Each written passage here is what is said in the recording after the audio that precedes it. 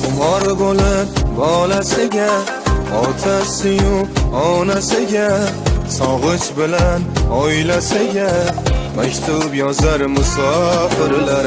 Sog'inch bilan oilasiga maktub yozar musofirlar.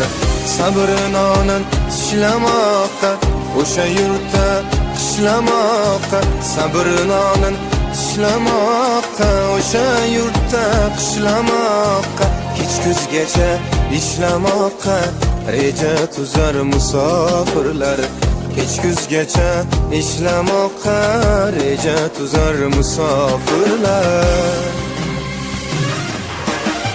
Qaysam uyim quraman deb, davru davron suraman deb.